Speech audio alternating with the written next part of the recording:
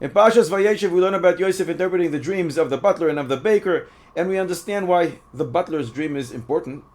He's going to be restored to his position, and Yosef asks, "Don't forget me." But why do we need to learn about the baker's dream? It's not relevant. The baker will die. How does he add anything to this story? Some explain, based on the Maaseh that happened with the Ponevezh Rav. The Ponevezh Rav used to travel abroad to raise money for the yeshiva. And back then, planes were not as sophisticated as they are today. So once, in the middle of the flight, it seemed like they're going to crash. The plane went up and down, up and down. People started yelling and crying. But the Ponevezh Rav started walking between the aisles and offering people a deal. Give me $1,000 to the yeshiva, and I'm telling you, this plane won't crash, and you will be okay. You will get home in peace. You will be safe. And he raised a ton of money. Who wouldn't say yes? And Baruch Hashem, the plane in fact did not crash. So afterwards, they came to him and said, "How did you do that?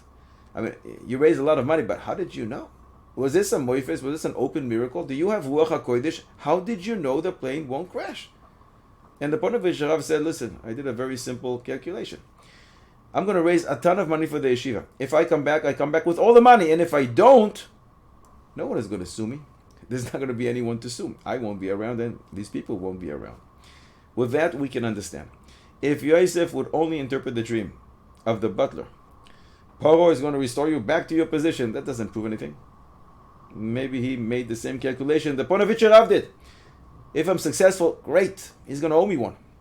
And if I'm not, so nothing changes. I stay in jail. But when you have both the butler and the baker, one goes back to his position and one doesn't, now we see how great Yosef is in interpreting dreams.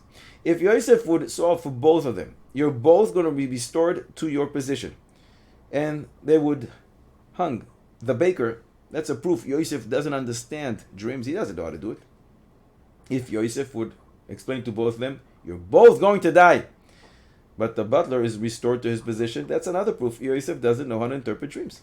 And if Yosef would have solved the dreams as he did, that the baker will be killed, but he wouldn't. He would be restored to his position.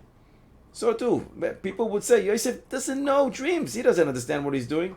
And you have to assume, in that case, the baker would already take care of Yosef to make sure that he is hung. And therefore Yosef took a big risk. He said to the baker, "You're going to die." He said to the butler, "You're going to be restored to your position." And that shows that he in fact knows what he's saying and he believes in it. Only when you can see the difference, one will be restored to his position, one will be killed. And Yosef can predict it. Now we see how great he is in interpreting dreams.